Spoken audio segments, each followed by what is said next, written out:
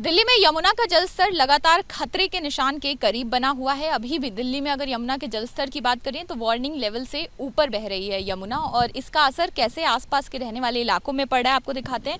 ये दरअसल यमुना नदी के ठीक किनारे का वो इलाका है जहाँ पर किसान खेती करते हैं, और यहाँ पर अभी आप देखेंगे तो मिट्टी का ये बड़ा सा कटाव जो आपको नज़र आ रहा है। दरअसल कई किसान जो यहाँ पर खेती करते हैं उनके खेत कट कर बह गए हैं इस यमुना नदी के पानी में, और ये कटाव अगर आप देखेंगे तो ये दूर तक है। और अभी भी चूंकि यमुना में जैसे ही बहाव तेज़ होता है या तेज़ बारिश होती है तो कटाव और ज़्यादा होने लगता है, और ये पूरा रास्ता जो आप देखेंगे इस पूरे रास्ते पर मिट्टी कटी हुई है। दरअसल खेत जो थे वो काफ़ी आगे तक थे, और यहाँ पर ये तमाम लोग जो यहाँ के रहने वाले लोग हैं, दिक्कत ये है कि इनका रोजी रोटी, इनका जीवन यापन इसी खेती किसानी से चलता है, और इनकी सुध लेने वाला कोई है? इन लोगों को क्या कोई चेतावनी दी गई थी या किस तरह से अभी इन लोग का काम चल रहा है? रमाशंकर जी हैं जिनके ये खेत हैं जिस पर अभी हम खड़े हैं, ये भी यहाँ से कटाव हो गया मिट्टी का।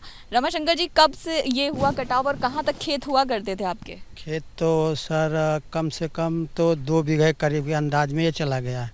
पानी के अंदर कुछ मूलियाँ थी और कुछ घिया थे, बोया हुआ था। अभी वो बहु मूली जो था धीरे धीरे करीब जब निकाल करके धोना शुरू किया, अब उसमें रह नहीं गया। सब जो मूली था वो ख़त्म हो गया है। मिर्चा का खेत था वो भी डूब डाब गया है। पेड़ जो थे आसपास के सब ख़त्म हो रहे हैं, और धीरे धीरे ये पानी अगर इस तरह चलता रहेगा तो कटाव का जारी शुरू ही रहेगा। ये कटाव कम नहीं हो सकता है।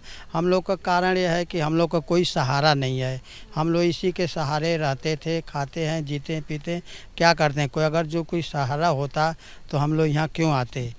आप जैसे कह रहे हैं 2 बीघा, तो मतलब ये खेत आपका अगर समझना चाहें करीब कितनी आगे तक रहा होगा यहाँ से? ये पेड़, ये जो टावर दिखाई नहीं ना, ये टावर से ऐसे ही आ रहा था, इधर ही था, ये कटा हुआ सब।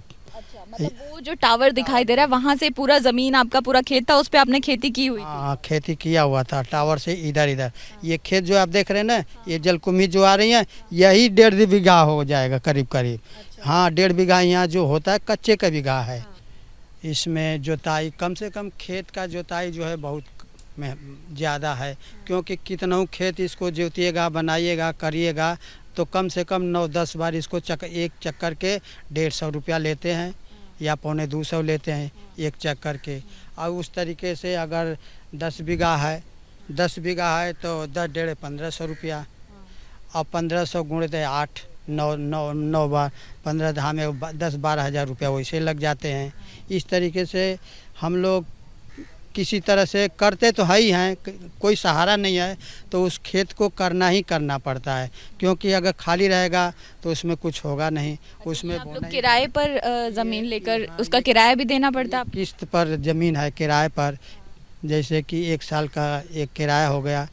तो किसी का खेत जैसे कम रेट में है, किसी का ज़्यादा रेट में है। आपका नुकसान हो गया लेकिन आपको किराया भरना पड़ेगा साल का? तो साल वो तो देना ही, खाली रहेगा जब भी देना है, और करेंगे जब भी देना है, नहीं होगा तब भी, और हो जाएगा तभी देना ही देना है। अब कट गया, इसमें कोई है नहीं। ये पानी जो है अभी यमुना में पानी भरने के बाद से भरा है आपका? हाँ, यमुना में पानी भर गया था, तब घटा है तो गिर गया, पानी निकल गया इसमें।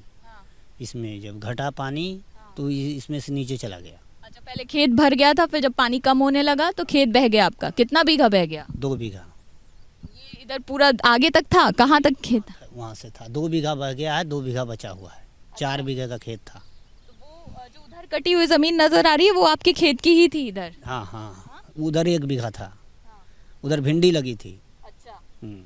और इसमें आपने घिया लगाया हुआ है? हाँ जी, घिया मूली। कितना नुकसान हो गया आपका? 30 हज़ार का लपेट लगा था लागत। अच्छा। 30 हज़ार रुपये लगे थे। 30 हज़ार के करीब लागत लग गई थी, तो सारा आपका बह गया? बह गया जी। तो अब कैसे करेंगे आप लोग, क्या करेंगे? अब क्या करें, सरकार से कुछ मिल जाएगा तो ठीक है, अब क्या करेंगे। निराशा है आपको कि इतना आप लोगों ने मेहनत की थी खेत में, और महंगा है, खेती भी महंगी है, और लगाए थे बीज महंगा आता है, जुताई महंगी हो गई है, सब ये लागत लगी 30-35 हज़ार का लपेट लगा हुआ था। पहले पता होता तो बीज कम से कम नहीं लगाते आप। अब पता हर साल लगाते हैं, पहली साल 2 साल नहीं आई बार, तो नहीं होता तो हर साल ही लगाते हैं, नुकसान तो होता है। आप इधर कोई चेतावनी देने आप लोग को आता है, कोई बताने आता है इधर, कोई कुछ कहने कि भाई आप लोग आते हैं उधर बता जाते हैं, उधर रोड के साइड जंगल से बाहर निकल जाओ, बस यही कह के जाते हैं। अंदर की तरफ नहीं आते? नहीं। ये आपने भी किराए पर ली हुई थी ज़मीन, आपका भी साल का लीज? साल के किराए पर। वो देना पड़ता है आप लोगों को, फसल लगे या ना लगे? हाँ, देना पड़ता है। तो ये जो नुकसान हो गया है, तो इससे मतलब आपका आगे भी अगर माल बिकता तो वो सब भी आपका ज़्यादा नुकसान हो गया फिर तो, लागत के अलावा? हाँ, नुकसान हो गया तो खेत मालिक तो अपना तो लेगा ही, और नुकसान हम अब क्या करेंगे।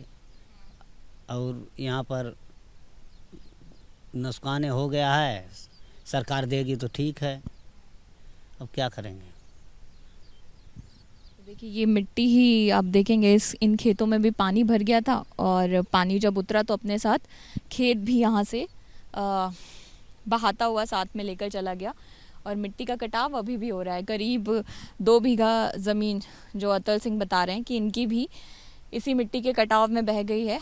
और आप देखेंगे वो दरअसल वहाँ पे वो जो पिलर है उसके पास तक ज़मीन बताई जा रही है, जो पिलर दिखाई दे रहा है कि यहाँ तक होती थी, लोग इस पे खेती किसानी कर लिया करते थे।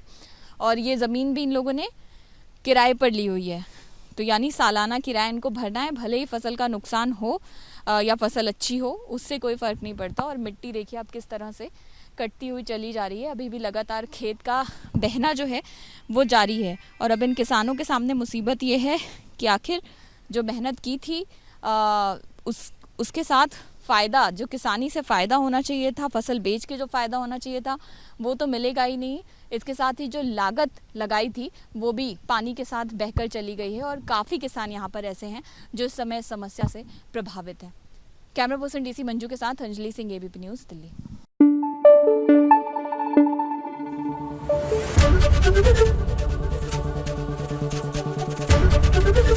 एबीपी न्यूज़ आपको रखे आगे।